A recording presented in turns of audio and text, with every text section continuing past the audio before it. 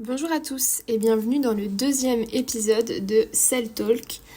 Donc pour ceux qui seraient nouveaux sur le podcast, Cell Talk c'est dédié à vos questions, c'est-à-dire que vous m'avez posé des questions sur Instagram et aujourd'hui je vais y répondre. Alors la question à laquelle je voulais répondre aujourd'hui, donc c'est une question en plusieurs étapes et c'est à propos des thèses. Donc quelles sont les étapes de la thèse? Quels conseils aurais-tu à donner pour y accéder? Et quelle est ta vision des choses à l'heure actuelle?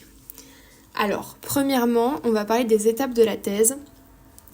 Donc, si vous vous posez la question, c'est que vous avez décidé dans votre thèse si oui ou non vous voulez en faire une. Donc, vous allez procéder à votre recherche de thèse, votre recherche de sujet.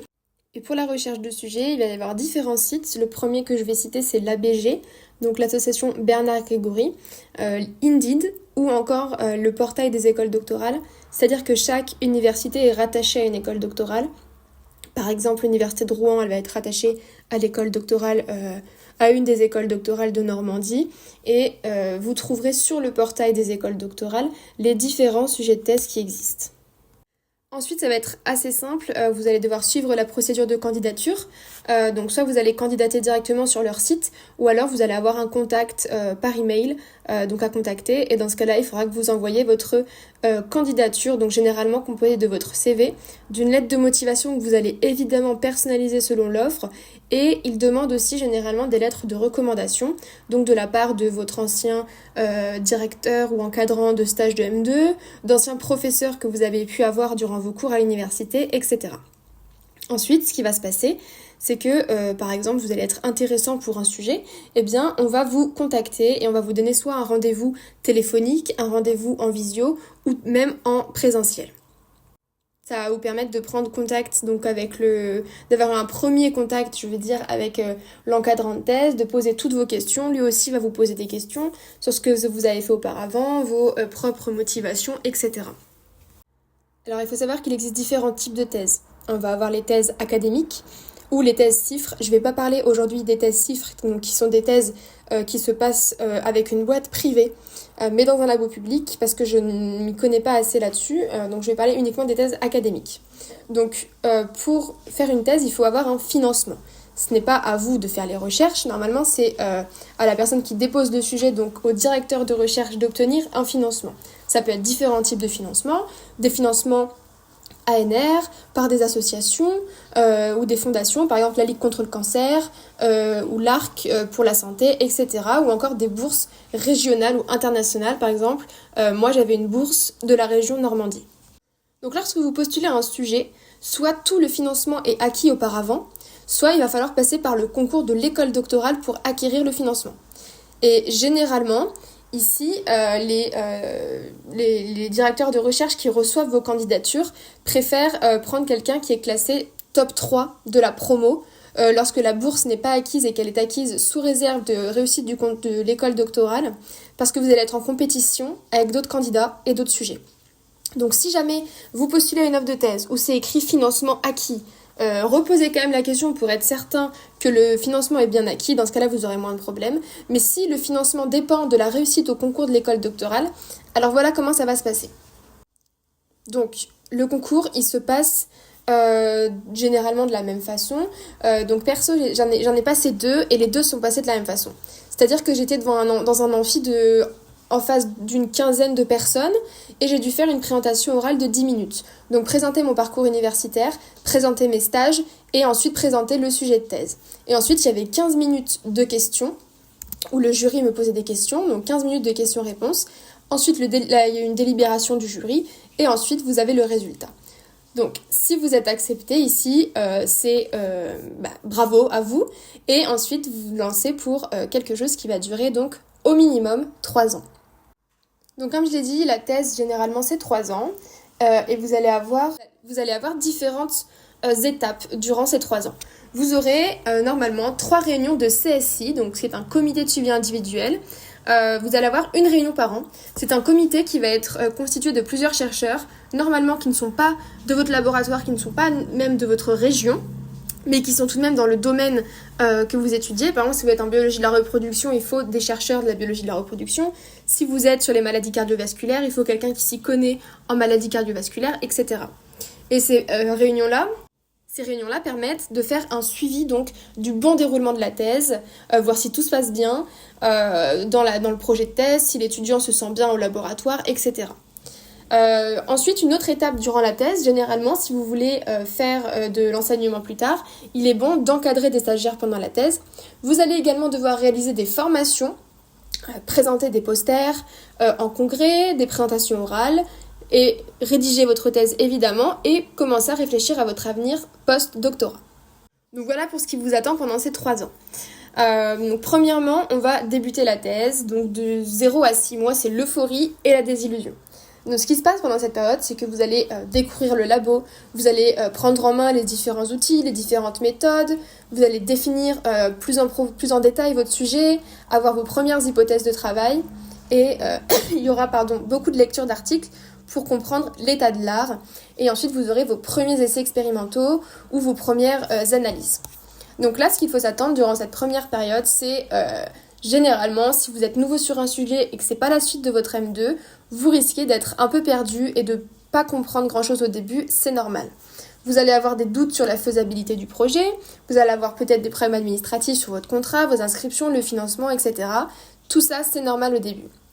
Mes conseils, ça va être de vous faire un planning de lecture pour avoir des temps où vous faites de la biblio, et également prendre en main des outils de prise de notes, prendre en main Zotero pour la bibliographie. Je vous conseille aussi dans cette période-là d'échanger avec d'autres doctorants pour que vous évitiez de vous sentir isolé, et surtout ne pas hésiter à poser des questions, même qui vous paraissent bêtes, parce que c'est normal au début, vous arrivez sur un nouveau sujet et c'est normal d'avoir des questions même naïves au début. Ensuite, on rentre dans la deuxième phase de la thèse, donc la phase expérimentale. On va dire à peu près entre 6 mois, au bout du 6e mois, jusqu'à 2 ans. Donc ce qui se passe ici, donc là vous allez faire vos expériences, vous allez collecter des données, vous allez ajuster des protocoles, vous allez avoir, donc ça va être le début des premiers résultats exploitables ou pas, vous allez participer à des séminaires, à des colloques, vous allez avoir vos premiers brouillons d'articles scientifiques. Donc ici ce qu'il faut s'attendre, c'est beaucoup d'échecs expérimentaux, c'est normal et ça fait partie du processus. Vous allez peut-être ressentir une pression pour obtenir des résultats publiables, et vous pouvez aussi avoir des doutes sur la pertinence du projet. Donc là, mon conseil, ça va être de tenir un cahier de labo précis pour suivre vos expériences. Notez les moindres bêtises entre guillemets que vous faites en protocole, lorsque vous êtes à la paillasse, le moindre changement de protocole que vous faites pour pouvoir vous y référer plus tard. Et apprendre également à analyser ces données, même quand elles ne confirment pas l'hypothèse de départ, car il ne faut pas oublier qu'un résultat négatif reste un résultat.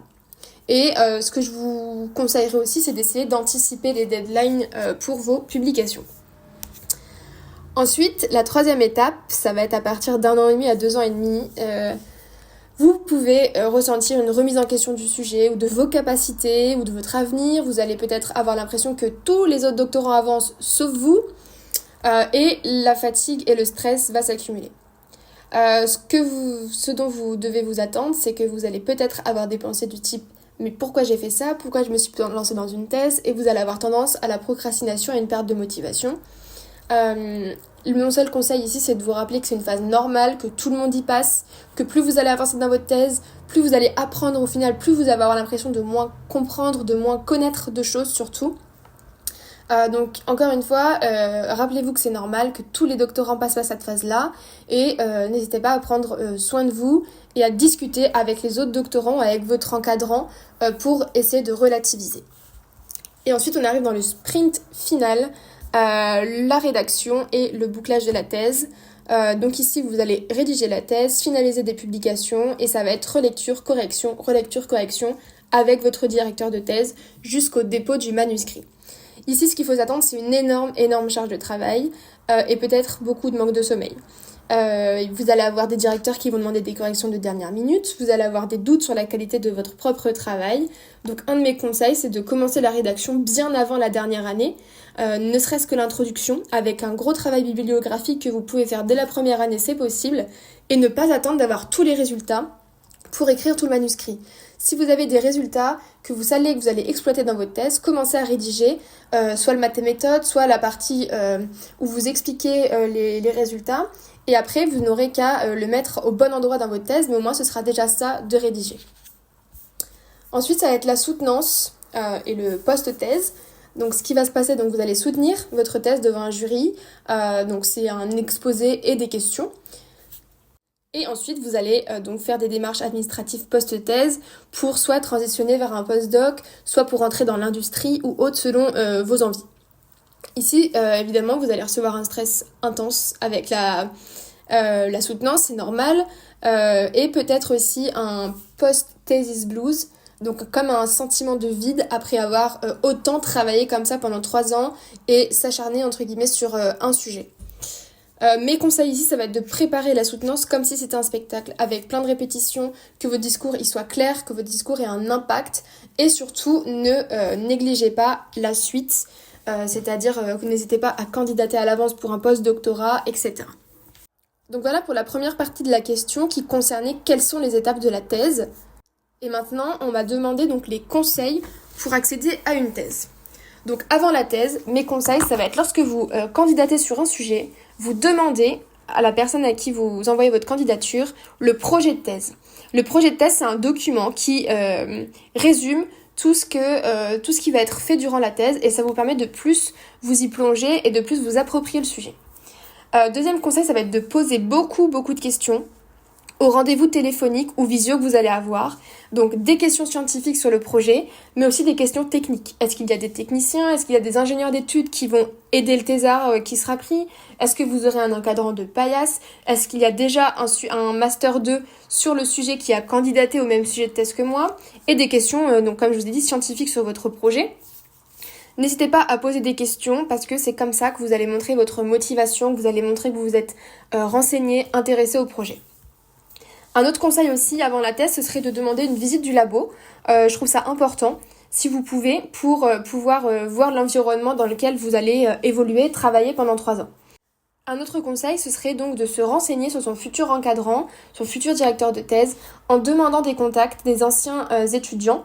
Par exemple, il y a certains directeurs de thèse qui vont vous en donner directement. Moi, j'avais postulé à une thèse, je sais plus où c'était, et dans le mail où j'avais candidaté, la réponse que j'avais eue, donc on me proposait un entretien en visio et on m'avait donné 3 noms d'anciens doctorants ou post-doctorants qui avaient donc travaillé avec ce même directeur de thèse afin que je puisse les sonder et savoir comment ça s'était passé, parce que vos futurs directeurs de thèse ne vont pas hésiter à faire l'inverse, c'est-à-dire à eux demander poser des questions sur vous, sur votre comportement, sur votre travail à vos anciens encadrants de M2. Donc voilà, posez des questions. Par contre, attention, ne pas se fier qu'à un seul témoignage. Si vous n'avez qu'un nom et que la personne, elle vous vend une image complètement horrible du directeur de thèse, ça ne veut pas dire que c'est la réalité. Ça ne reflète pas forcément la réalité. Fiez-vous à au moins 2 témoignages parce que ça peut s'être très mal passé avec un doctorant pour des raisons qui découlent du doctorant, mais sans que cette personne vous l'informe, et du coup, ils veulent juste pourrir la réputation du chercheur en question. Donc, au moins 2 témoignages, c'est le mieux. Ne vous fiez pas forcément à un seul témoignage très négatif. Ensuite, je vous dirais de faire un minimum de biblio et donc de se renseigner un minimum sur son futur sujet. Ça coule de source. Bien se renseigner également sur le financement, acquis ou non. Donc ça, c'était mes conseils pour accéder à une thèse avant la thèse. Pendant la thèse, je vous dirais de ne pas hésiter à demander de l'aide et à parler si vous vous sentez perdu, à prendre contact avec l'école doctorale si besoin, et juste apprenez, formez-vous et soyez curieux. Ensuite, je vais vous donner mes gros red flags à éviter pour avoir une thèse catastrophique, les points où vraiment il faut faire attention, il faut être vigilant. Donc ça va être premièrement un directeur qui est peu présent, qui prend pas le temps de répondre à vos mails, avec lequel vous avez des difficultés à obtenir un rendez-vous, un directeur qui vous laisse vous débrouiller seul, sans vous former aux techniques nécessaires. Il faut pas oublier que la thèse, ok, c'est un contrat de travail, mais avant tout, c'est une formation, et donc vous avez besoin d'être formé, vous avez besoin d'apprendre. Ensuite, ça va être les stagiaires en première année. Alors je sais qu'il y en a pour qui ça ne dérange pas, mais je pense que si on est nouveau dans le laboratoire, que c'est pas notre laboratoire de M2, qu'on a un nouveau sujet sur lequel on doit totalement s'imprégner, et qu'en plus, donc s'imprégner du laboratoire, etc., apprendre de nouvelles techniques, et en plus former un stagiaire, ça peut être très compliqué. Donc perso, je suis contre les stagiaires en première année, mais je sais que tout le monde n'est pas de cet avis. Ensuite, ça va être un directeur qui va minimiser vos compétences ou qui va minimiser la complexité du projet. Quand vous avez du mal, quand il y a quelque chose que vous ne comprenez pas, des notions que vous ne comprenez pas, qui va minimiser le projet en disant non, de toute façon c'est simple, ça sera fait rapidement, en 3 mois c'est fait, non. Un directeur qui n'a pas de plan pour votre première année. Un directeur qui ne va poser aucune question sur vos attentes lorsque vous allez avoir des rendez-vous avec lui. Voilà, c'est ce genre de red flag que moi j'ai à énoncer concernant les directeurs de thèse, concernant les thèses, concernant les laboratoires. Ensuite, la dernière question que j'ai reçue, c'était quelle est ta vision des choses à l'heure actuelle ? Donc pour tous ceux qui ne le savent pas, j'ai un bac+5, un master en biologie santé, et je suis partie faire une thèse à Rouen en biologie de la reproduction et cancérologie, qui s'est mal passée. J'ai démissionné au début de ma 2e année, parce que j'ai rencontré justement des gros problèmes d'encadrement, et donc depuis là maintenant plus d'1 an, je suis ingénieure d'études dans un autre laboratoire. Donc ma vision des choses à l'heure actuelle, sur les thèses donc, c'est que j'estime que c'est un... Enfin moi j'ai adoré, même si ça s'est mal passé au niveau de mon encadrement, j'ai adoré être en thèse, j'ai adoré ce que j'ai fait là-bas, j'ai adoré avoir mon propre sujet, faire mes propres recherches, obtenir mes propres résultats, présenter mes résultats en congrès, etc. J'ai adoré être thésarde, mais ma vision des choses à l'heure actuelle, c'est que si vous faites une thèse, c'est parce qu'il faut que ça ait un but professionnel pour vous. C'est-à-dire que si derrière vous voulez être chargé de recherche, ingénieur de recherche, maître de conférence, ok, il vous faut une thèse. Mais si ce que vous aimez c'est juste, entre guillemets, de la manip, si ce qui vous plaît c'est être à la paillasse, faire les expériences, mettre au point des protocoles, analyser des résultats, faire une thèse, ça ne vous sera pas bénéfique parce que certes, vous allez faire ça pendant 3 ans, mais après, vous allez prétendre à des métiers, donc c'est ce que je disais, d'ingénieur de recherche, de chargé de recherche, de maître de conf, où vous ne serez plus beaucoup à la paillasse et vous ne serez peut-être pas épanoui. Vous ferez de la recherche, mais vous allez monter des projets de recherche, vous allez chercher des financements, voilà, ça va être ce genre de travail que vous allez faire. Donc ma vision des choses à l'heure actuelle, c'est qu'une thèse c'est super, c'est une super expérience je trouve, mais il faut avoir les bonnes raisons pour se lancer dedans. Et donc pour moi la seule bonne raison c'est que voilà, ça va vous aider professionnellement parlant pour la suite, pour arriver à votre projet professionnel. Si ce qui vous plaît c'est manipuler à la paillasse, etc., alors vous n'avez pas besoin de faire une thèse et vous pouvez très bien être ingénieur d'études. Donc voilà, je pense que c'est tout ce que j'ai à vous dire concernant ce 2e épisode de Cell Talk.